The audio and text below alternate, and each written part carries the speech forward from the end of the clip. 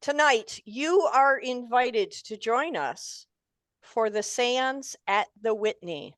Remember, you must RSVP in order to gain entry to our extravaganza. This is something wacky and new and fun, and we're going to have a good time with it. And I hope everybody out there in Zoom land has a good time with it. Here we go. Day one. Here's the disclaimer. I got to say this just because I don't want to get sued. All characters and story elements created for this mystery game are fictitious. Any resemblance to actual persons, living or dead, is purely coincidental. The use of the Whitney estate and the family's history is used purely as a reference to place our game and story in the Detroit, Michigan area. Any resemblance to the actual building, grounds, and situations that we inserted into that space are executed in the spirit of creative license, and no malice nor slander is intended or implied to the Whitney family, estate, building, or current owners and operators. The improvisational theatrical mystery game we present here, the Seance at the Whitney, has been created in the spirit of fun and is intended as entertainment only and is not an assertion of the haunted state of the Whitney Mansion. Now that that's done, here is the schedule. Every night, we're going to keep the schedule as tight as we possibly can. I'm not going to go through it. You guys can read it.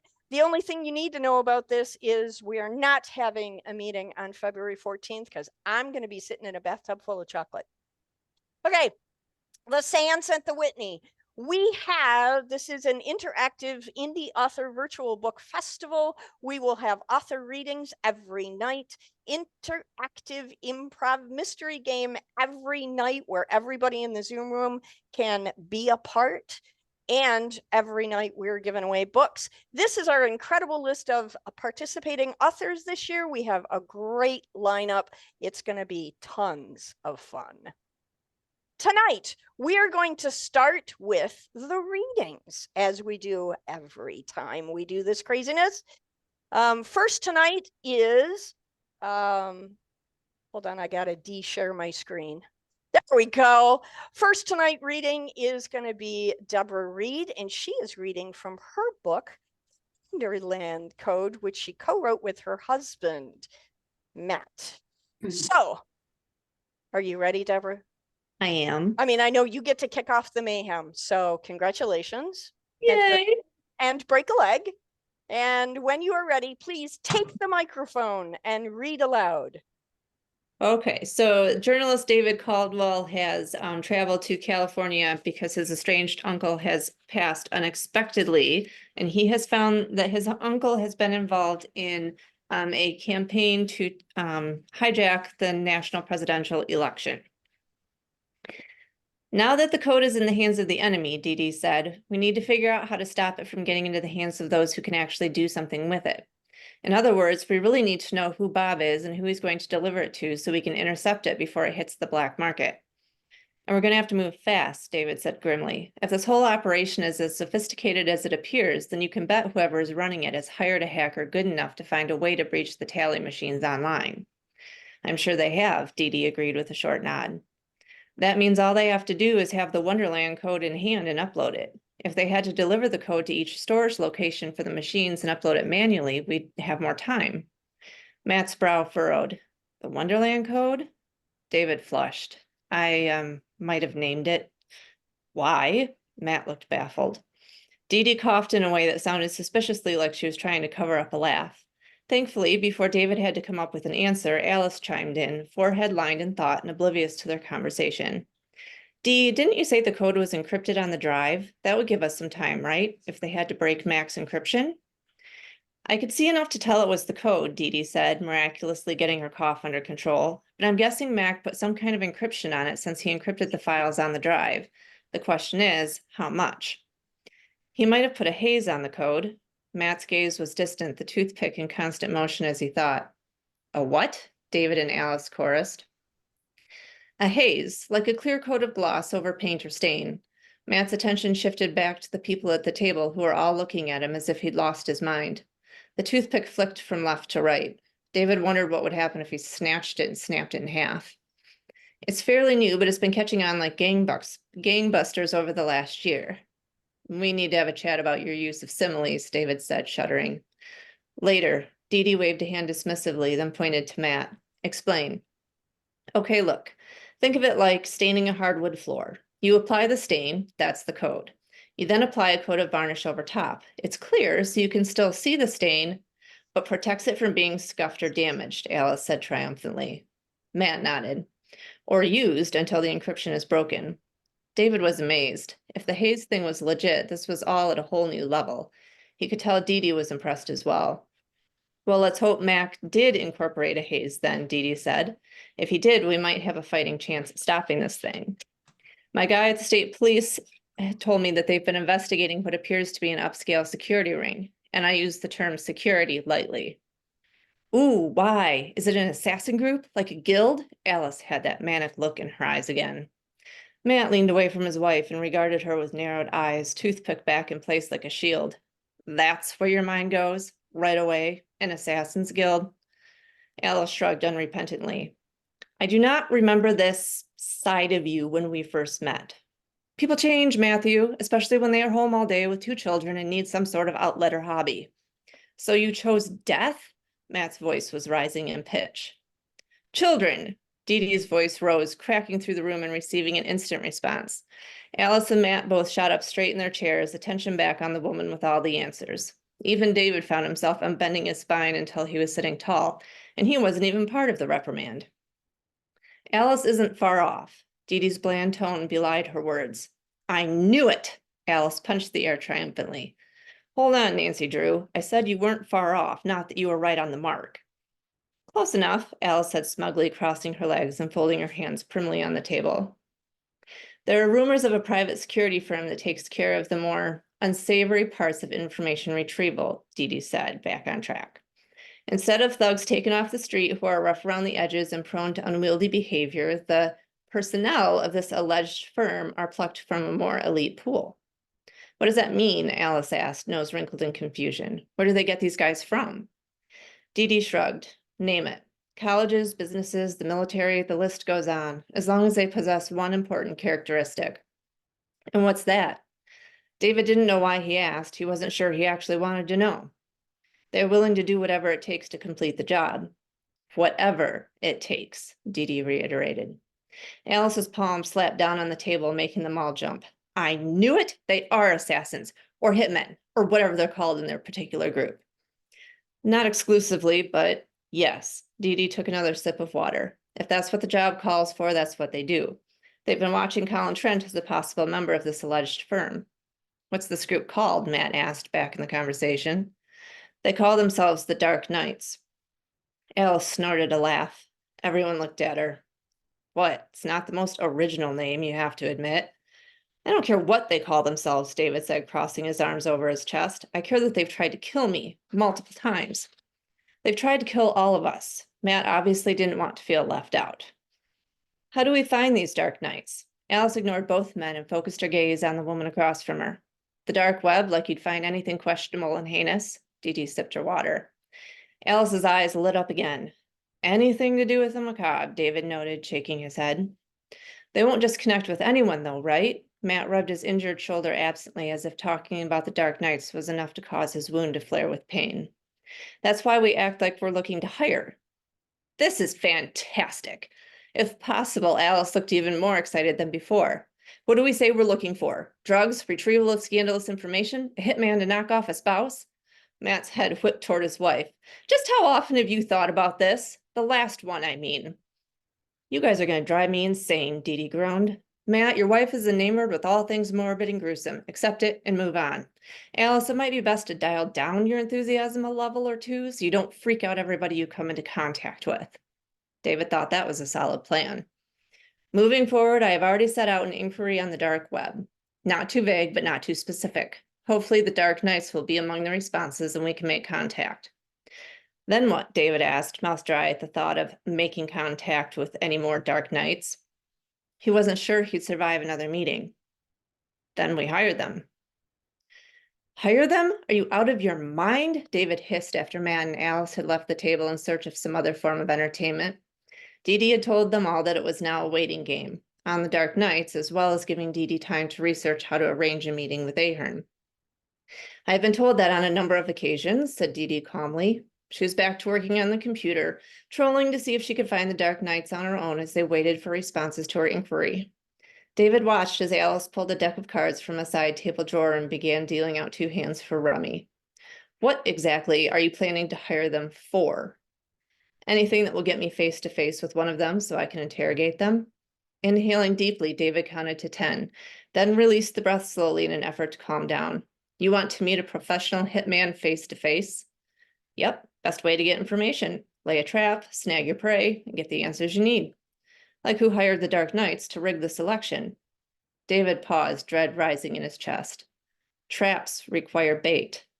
Dee Dee finally looked up from the computer, her gaze unwavering. Yes, they do. It's despair. Good job. Dun, dun, dun. Whew. For As those you- of you who don't know American Sign Language, this is how you applaud without microphones. So there you go. Thank you, Deborah Reed, for your amazing, incredible, wonderful reading. Next, we're going to have Lisa Jakowski read from her children's book, Let's Talk Celebrating the Holidays. Hey, Lisa, welcome, welcome. You have to turn your mic on. Yeah, I was waiting for the screen share to stop. Yeah. Okay. I'm super excited to have you back. You. When you are ready, please take the Awesome. microphone and read aloud. This is my newest book, Let's Talk Celebrating the Holidays. Actually, let's do this way so you can see. Okay. Hi, my name is Harper, and I am so excited because it is about to be Christmas. Yippee! I love Christmas time because that is when Santa comes with Rudolph and his reindeer. My daddy always takes me to the mall to talk to Santa. This year, I'm hoping my best friend Emma and our friend Jerry can come with me. We love to go on adventures like to the pool and to the zoo. Emma has autism, which is just a fancy way of saying she learns different than all of us. She has a special way of talking to me and Jerry and can sometimes make funny noises or flap her hands, but we do not mind at all. We love playing with Emma and can communicate fine with her using her special cards or writing on her notepad. We use these cards to learn how to bowl wearing our masks.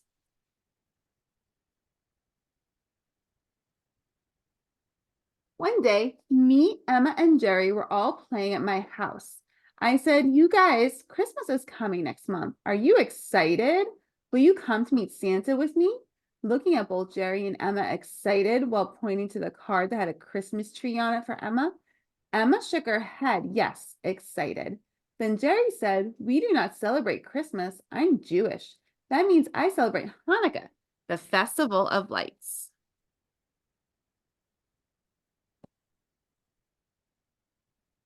Harper frowned. "Hanukkah, what is that?" she asked Jerry. Harper noticed that Emma was pointing to her cards, a new one that said Diwali, which was very colorful. Before Jerry could answer, she said, "Diwali, what is that to Emma?" Emma became excited, started to jump up and down, and point to another card on her ring that said holiday. Jerry and Harper looked at each other and said Diwali together in amazement.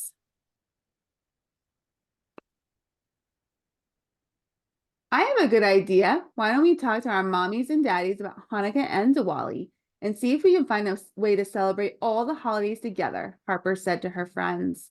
Emma and Jerry shook their heads in agreement. They were going to learn about each other's holidays and were very excited.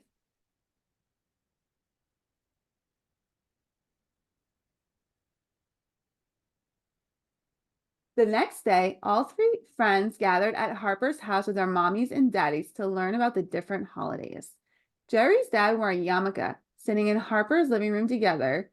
She asked Jerry's dad, Steve, "Why are you wearing a small hat?"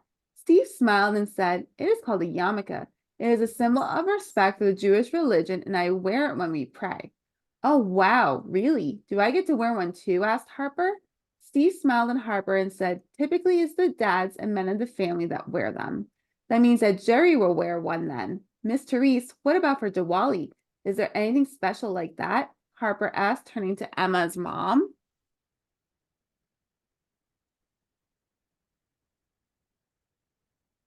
Oh, we all wear beautiful new clothes for Diwali and make colorful shapes on the floor called rangoli, Miss Therese replied, smiling at the kids.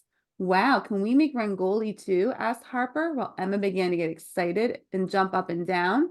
We definitely can show you all how to make it. I think we will need to use Emma's calendar to mark the different days we will decorate for all of the holidays and when the party will be, Miss Therese said. A calendar would be fun, Jerry said to Harper as she started to clap, becoming excited too. The calendar will help Emma to understand what is coming next. She can sometimes become overwhelmed by all the lights, colors, and music that happens during Diwali in the holiday season, Miss Therese explained.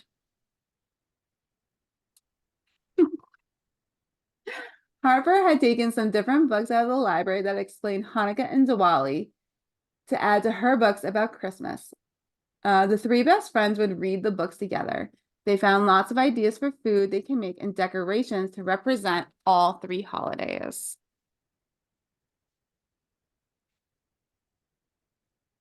Harper and Jerry worked on decorations for the party while Emma helped cook the food and desserts they would serve. It sure smells yummy in there, Harper said one day that they were all at Jerry's house. It does. I think Emma is making latkes, which are potato pancakes, and my favorite, Jerry said while rubbing his tummy.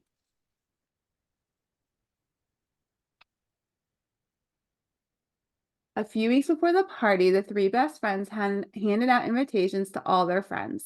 Each one showed the different holidays that would be celebrated. All their friends and family were coming to the party.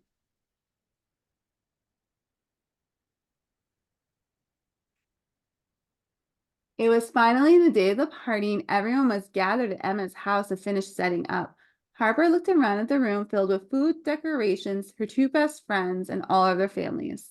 Harper said, "This is the best holiday party, and I am so happy to share this with my two best friends." The three best friends hugged and went to enjoy the holiday party with all of their friends from school and their families. That's it. 22 seconds to spare. Well done. Thank you, Thank ladies. you. Thank you. I see Andrew. I saw him in the book too. Thank you, Andrew. Thank you, Deborah and Lisa, for your amazing Thank readings you. tonight. Thank you so very much. That's the best part for me about this, is that we get to explore everybody's books and hear a little bit about them and tell the world about them as well. Okay, here we go, you guys. Oh my God, I don't know what I'm doing. Okay, here we go. The mystery of the seance at the Whitney. Our cast, let me introduce them. As I do, everybody raise your hands and we'll go around the room. Let me go through the cast first, and then when I come back onto the Muppet view, we'll identify everybody.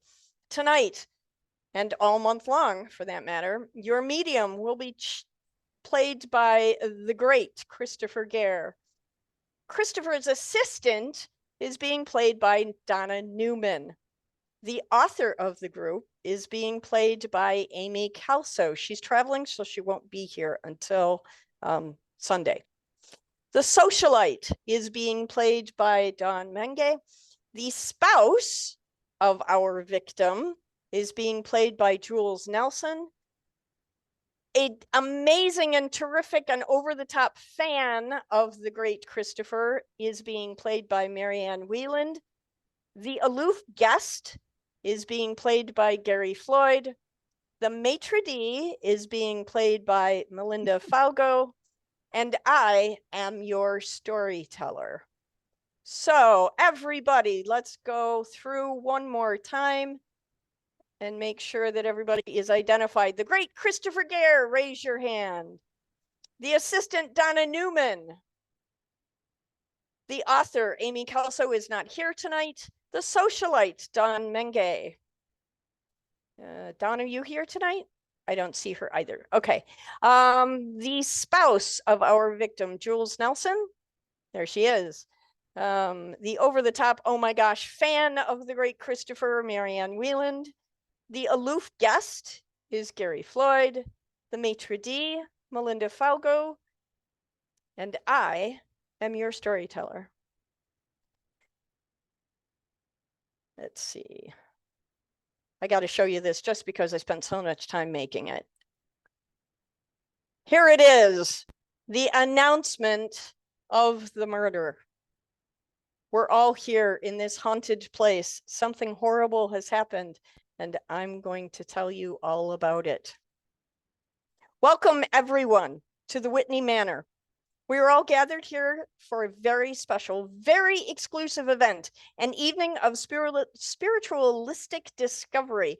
This is truly a once-in-a-lifetime opportunity. As the host of the seance, psychic medium Christopher Gare is in town as part of his world tour and requested to host a private invitation-only session at the Whitney. The Whitney Manor is an old estate located in the heart of Detroit, about 45 minutes from Birmingham, Michigan, and has stood for over a century, being passed down through the Whitney family. The grounds are large and include a quaint creek, fields where wildflowers grow, and a forest shared with the neighboring Ainsworth property, where an old well and gardener's shed still stand abandoned. Some members of the Whitney family still call this country manor home, although the Whitney children attended boarding school and were only here on breaks. The Whitney Manor has and still does keep a full staff, including maitre d', maid, groundskeeper, cooks, and cleaners. It's a suitable venue for a seance, and the Whitney estate conservators were happy to welcome the great Christopher for the evening. Spiritualism and the partnership in things like and the participation in things like seances is still very controversial, but for those exploring spiritualism or even those dabbling, it is a fascination. The word seance literally translates as to sit, and those who attend the seance are referred to as sitting or having sat for the psychic medium, with the idea that other believers help open a channel for the psychic medium to communicate with those beyond. Anyone who is not a believer, however, negative about the process or afraid, is believed to inhibit the channel of communication. So, the selection of those sitting for the seance is just as important as the psychic medium themselves. The room is dimly lit as it's believed that the spirits reside in the realm of dark shadow, so they will be more willing to come through if the room is darker. Sir Arthur Conan Doyle, of Sherlock Holmes fame, wrote Wanderings of a Spiritualist and belonged to the Ghost Club, along with Charles Dickens, Marie Curie. They attended seances in Paris, and Thomas Edison himself spoke of wanting to create a spirit phone. This has allowed psychic mediums like the great Christopher a respectable amount of celebrity, and he has been traveling the world displaying his mediumship and leading seances big and small. His reasons for choosing the Whitney, of all places, for tonight's seance is somewhat of a mystery in and of itself, and yet here we all are, amassed in the Ghost Bar, a room with a reputation for spiritual activity at the Whitney Manor, around a table sitting for this seance with the world's top psychic medium. The evening began with light refreshments and mingling in the foyer before everyone was escorted to the Ghost Bar. The guests take their seats around the table for the seance. Outside, a storm has begun, but no storm was forecast. Raindrops ping against the windows, and the wind whistles outside, threatening to enter through a crack anyone might find. The table is littered with items: candles, incense, a crystal ball, a skull, and other trinkets. The chandelier dimly lights the room, and candlelight breaks through the darkness, hauntingly illuminating the faces of everyone around the table.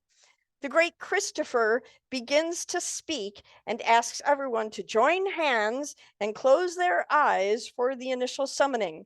He speaks, casting a spell over the room, inviting everyone to breathe deeply and relax and focus on nothing but the sound of his voice. He asks for protection for everyone present and invites any spirit who wishes to speak to enter the realm of the living through him. As he does, all present watch him fall into a sort of trance. Suddenly, his voice changes, and he tells everyone that he is someone else, someone named Nora Ainsworth. He says that he was murdered here on the property and that he has come through for revenge on the one who took his life. Suddenly, the lights begin flickering. Faster and faster they flicker, and people are screaming. One guest in particular, Richard Whitney, has released his hands from those beside him and is frantic, screaming that it was he the ghost had come for. It's utter chaos in the room, with the great Christopher seemingly possessed, yelling the ghost's true motives. Richard is screaming hysterically, and the others try to calm him down amid the flashing lights, and then a window slams open, and a gust of wind extinguishes all the candles in a single violent blow. At last, the lights stop flickering, and the room is cast into utter darkness. Someone tries to close the window amid even more screams from Richard now, but then a crackling sound, a thud, and the screaming stops. Moments later, the lights come on and everyone's eyes adjust to the startling glare. One by one, the guests gasp and scream as they see what has happened in the darkness. The man who was frantic, Richard Whitney, is now lying on the ground near his chair, a pool of blood around his head. Beside him, a crystal ball that was on the table lies on the floor, smeared with his blood. Richard has clearly been struck on the right side of his head with the crystal ball. It must have been a mighty blow to cause instant death, or perhaps something more sinister was at work. No one has left the room, so it's clear that whoever killed him is still here with us. We're all now tasked with having to solve this mystery, with the victim lying right here, and we have now become suspects in his murder.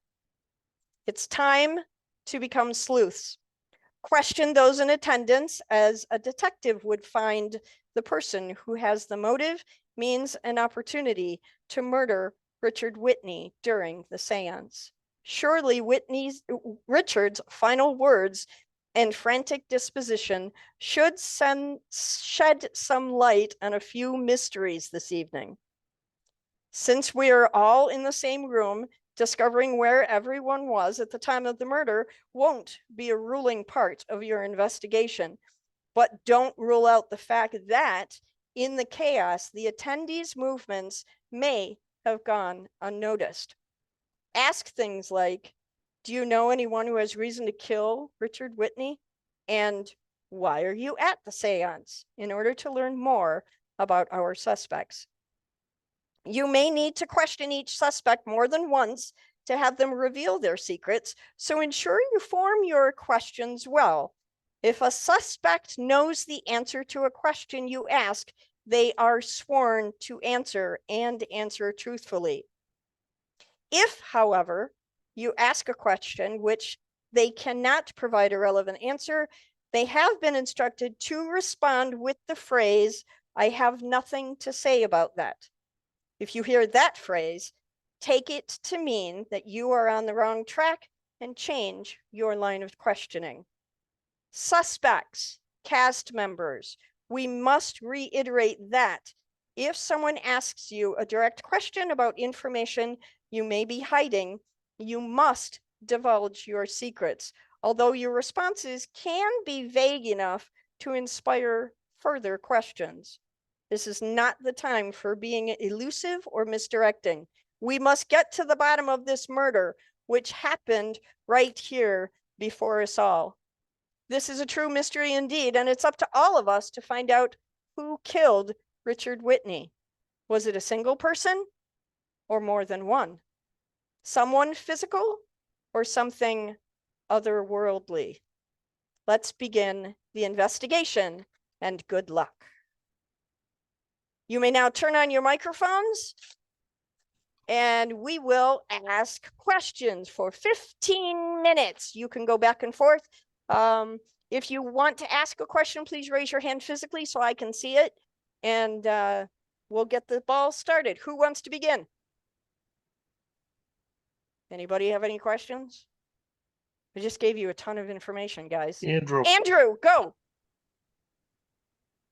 Great Christopher there. First of all, I have to say I love your hat. I was going to wear the same thing today, but couldn't find one in my size.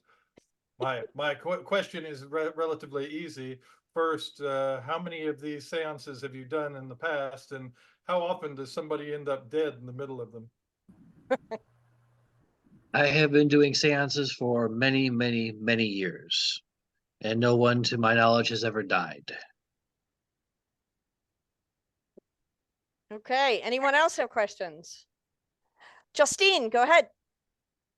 My question is for the spouse. Did you know Mr. Ainsworth before, when he was alive? Yes. You mean not Ainsworth? Jules is the spouse of Richard Whitney, who is No, just I been know. murdered. I'm Okay. asking if she knows the spirit, that name. Is that name Oh. familiar? Nora Ainsley. Okay, go ahead. Nora. Oh, Ainsley. Sorry. Yeah, Nora Ainsley was my husband Peter's childhood friend, and they remained friends their whole life. So yes, I've known Nora since we were all small children. So. And for those of you who didn't catch it, Peter is Richard's middle name, just in case. Okay, Mark, go ahead. I'm curious as to who was sitting nearby the victim that could have easily grabbed the crystal ball and used that as a murder weapon. Is anybody willing to fess up to who is sitting next to Richard when he was so tragically murdered? I don't think our cast members have anything to say about that, Mark. I thought for sure Miss Reed would have some kind of clue. Just because I was sitting next to him doesn't mean I killed him. Everyone always blames me when someone dies. Your reputation precedes you, my dear. Well, I thank you. Christopher, you have a question? Not so much a question, but more along the lines of maybe a comment or so. Since the crystal ball was mentioned, I was going to let you know that the crystal ball that was on the table, I had never seen before. It is not the usual crystal ball that I use.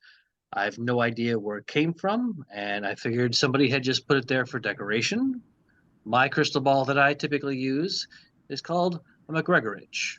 Incidentally, the McGregorich created his crystal balls and his reputation, stating that he created the largest crystal balls in the world. As you can see, though, and as somebody who has had many balls in his hands over the years, I've had bigger.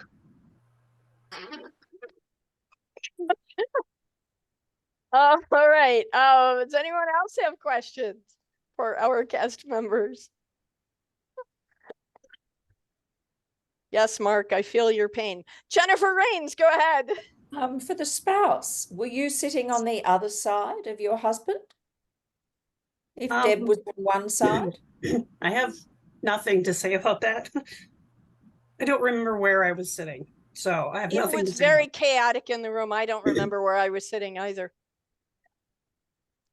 I just remember that the lights were flickering and there was wind and rain, and it was very, very unusual. I don't remember who was sitting where.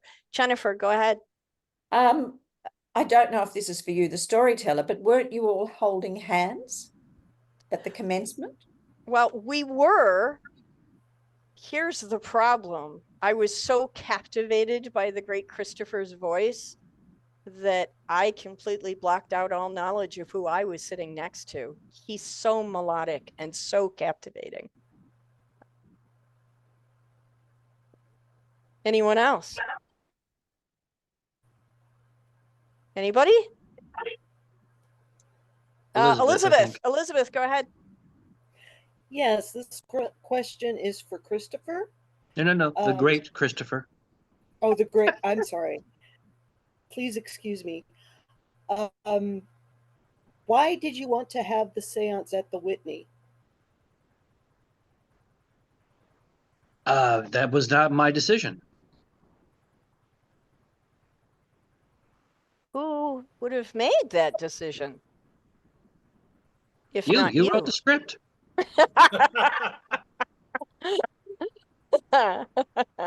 You don't get to ask questions. That's not fair. Okay, that's true.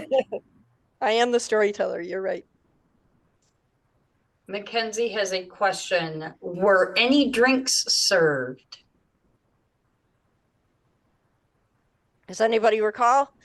In Marianne? the story, we mentioned that there was appetizers and drinks served in the foyer before we moved up to the ghost bar in the 3rd floor. Anyone else?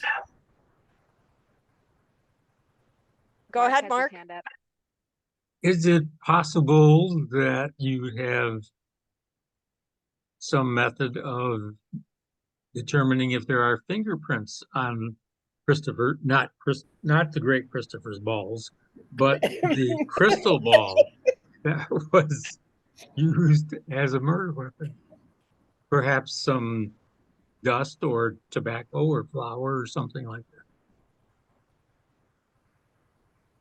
We have not yet called the police because we're trying to solve this murder amongst ourselves. As you can imagine, none of us wants to be fingered for this. So no, we have not had any official fingerprint dusting. And as a rule of thumb, I usually do not let anyone touch my balls. Good to know.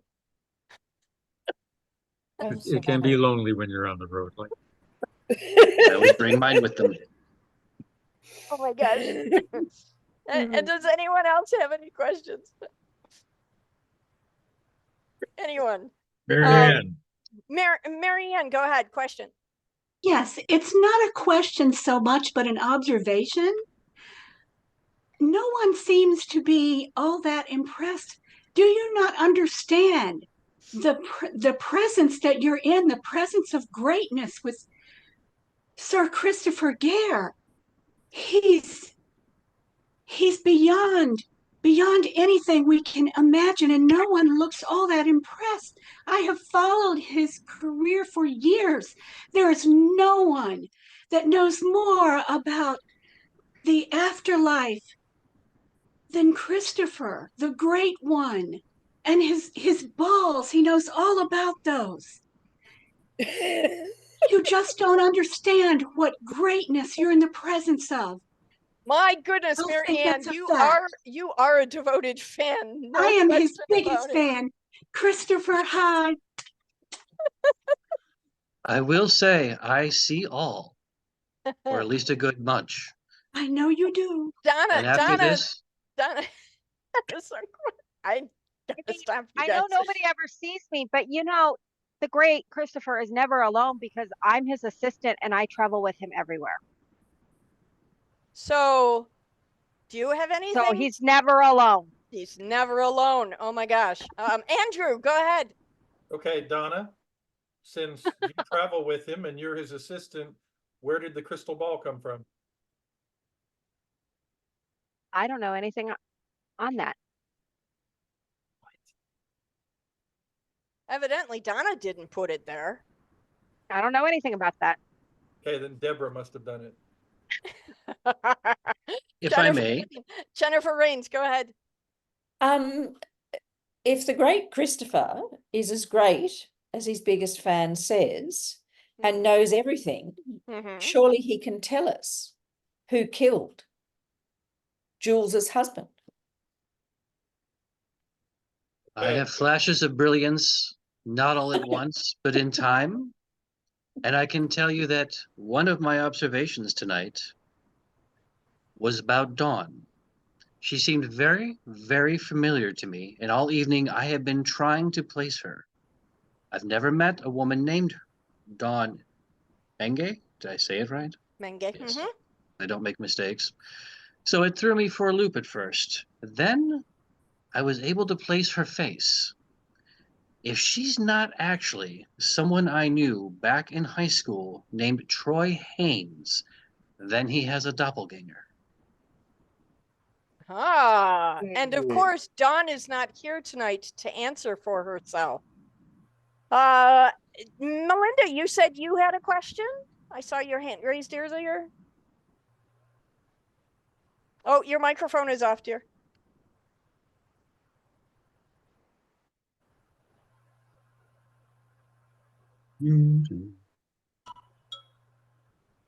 It's not working. Nope. There. I was waiting for the unless, of course, you are interested in learning about the duty-free rules of Newark International Airport. No, I was just curious as to where the crystal ball came from myself, as we would never have anything so tacky here at the Whitney. I've been working here for years, and we've never had such a cheap knickknack hanging around.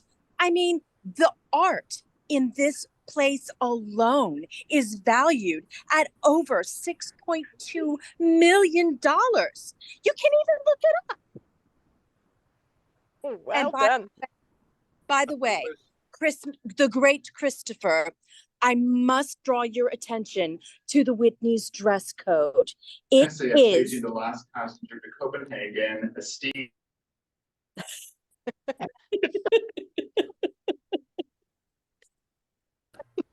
Much fun. Anyone want to go to Copenhagen? Yeah.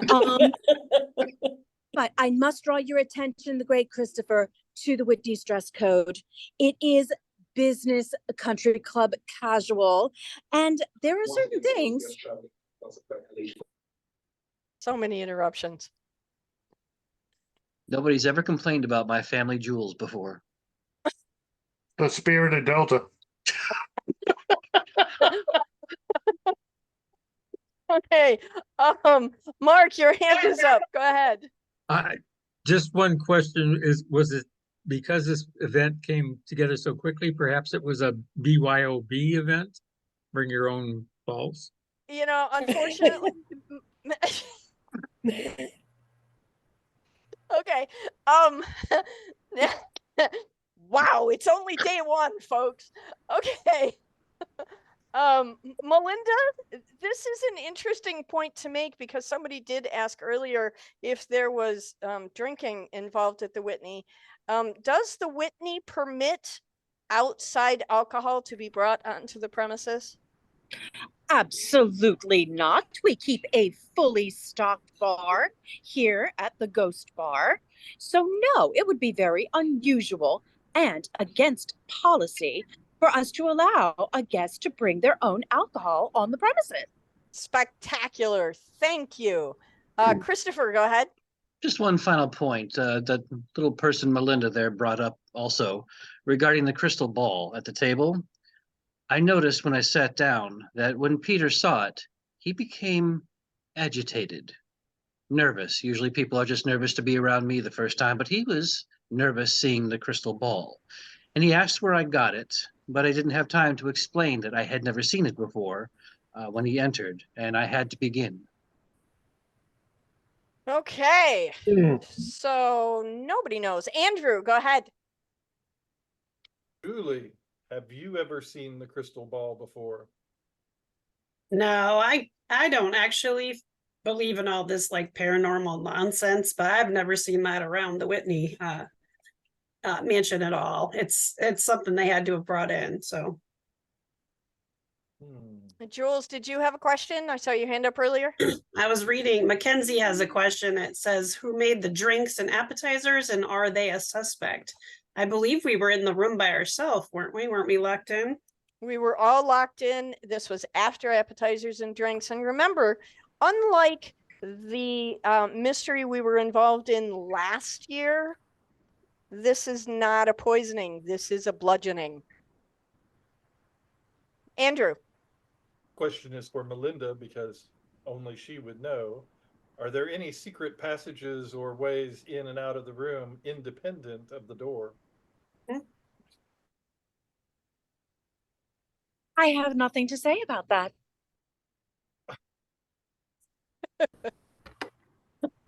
Justine.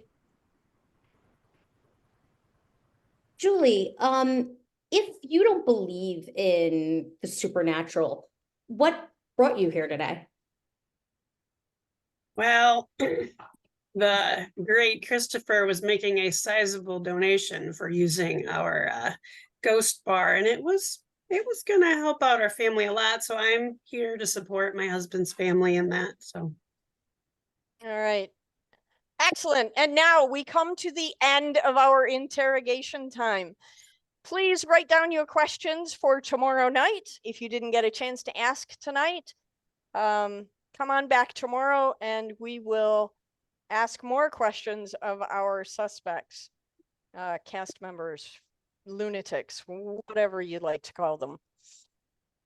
So, who did it? Make sure you come back tomorrow, ask questions, watch the replays every night to collect clues and get ready to sling your accusation at the end of the month. We will be giving away prize boxes at the end of the month. And remember, the seance does last for 29 days. As you are going back and listening and watching the replays, they are available on YouTube and Spotify.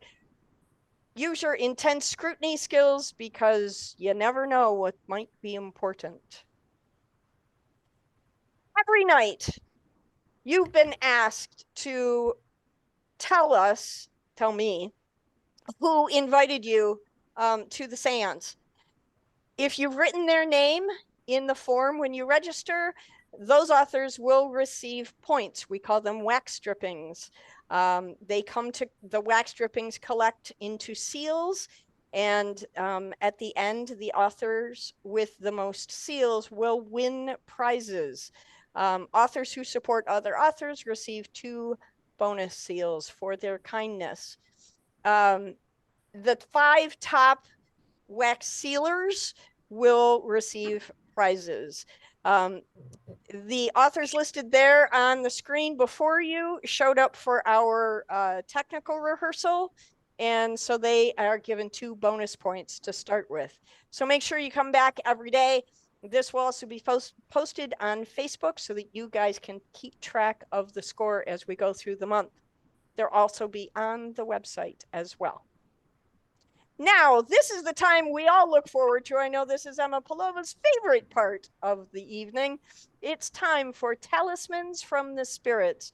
We're going to spin the spinning wheel of happiness, and we're going to give away books. 1 copy from each of the books that were read this evening, signed by the authors.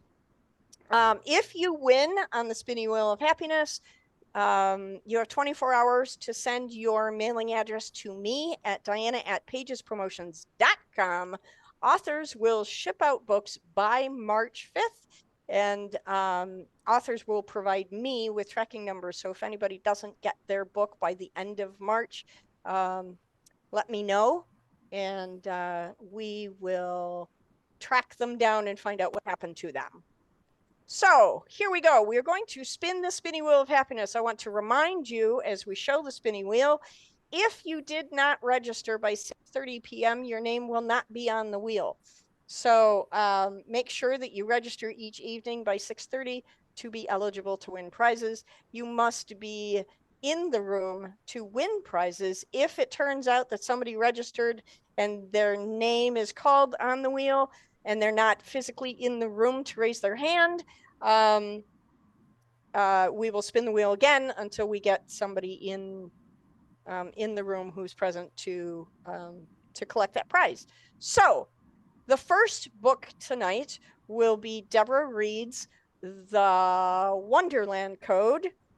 And we're going to spin the wheel. Here we go. Let me know if the sound works. I don't know if it does. Here we go.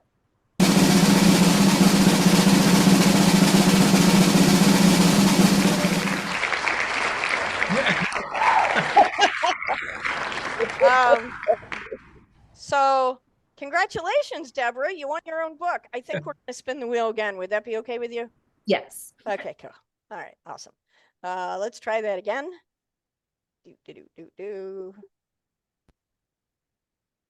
There's the wheel. Okay. Did you guys hear the sound, by the way? Yes. Oh, yeah. Okay, cool. All right, here we go. We're going to spin the wheel again. See what happens.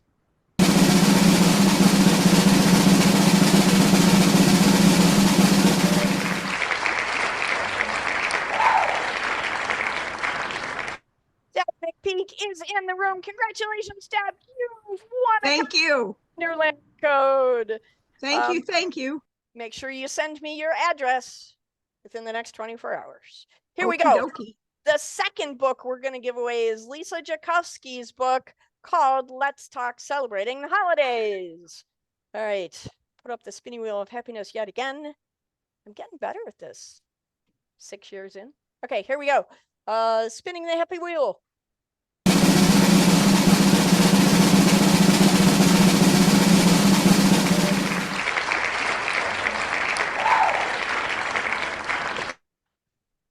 Is Pina in the room? No, she is not. Okay, we're going to spin it again. Because, see, this is why we build in extra time at the end of the night, guys. To spin the wheel for people who don't make it. Okay, here we go. Spinning the wheel again.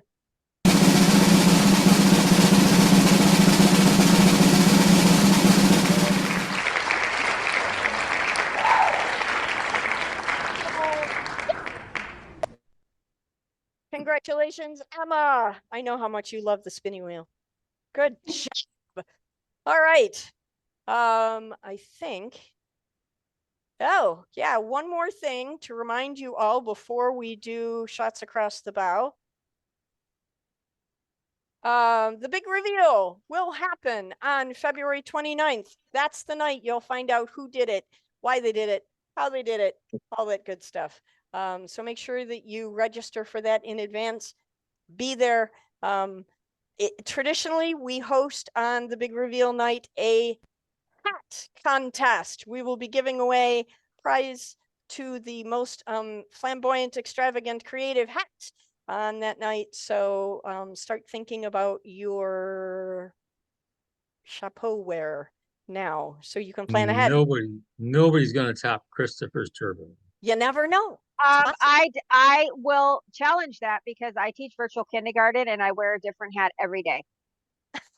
I was going to say, that sounds like a challenge. I don't know. I was like, that's a challenge there. Well, you guys have got 28 days to figure it out. So I know Andrew's got a trunk full of hats. So if I'm still here, you'll see some hats. You'll be here. It'll be fun. It's a rule. You'll be here. Okay. Can we rotate them during that day so that like I can wear 8 different hats because I can't figure out which one's the most amazing? Sure, if you want to. But the only one that counts is the one at the big reveal. Yes, Bartholomew Covens. Good job. I like that. Okay. Traditionally we do it's 8 o'clock. We're running late. Shots across the bow from our cast members. Christopher Gare, any last thoughts? Off the rails the first night. We'll rein it in a little bit. That was fun. It was fun. won't. Marianne Wheeland, any shots across the bow from you? Yes, that was a lot of fun. Being in the presence of greatness of everybody. I'm so glad to see everybody. And I think it's going to be just more fun every night that we're here. Awesome. Julie Nelson, shots across the bow. It's just fun to be back with this group and excited to see how off the rails our story gets this month. Holy moly. Gary Floyd, any shots across the bow from you, sir? I enjoyed that. Is that there's a lot of different directions this can go. Yeah, we'll see if I can keep up. Donna Newman, shots across the bow. No, this year I just learned that I have to keep my own little notebook so I can write down all my notes. I didn't do that last year. Yeah, live and learn, live and learn. Oh, Melinda, there you are. You moved down on my screen. Shots across the bow, my dear. Always buy your duty free before they close the border gate. Good advice for anyone. Delta goes down under. Thank you everyone for coming out tonight, for playing our ridiculous game. I hope we can keep you entertained for the next month. Please share this with your friends. The more people in the room, the more fun it gets. Have a wonderful evening, everybody. Bye-bye.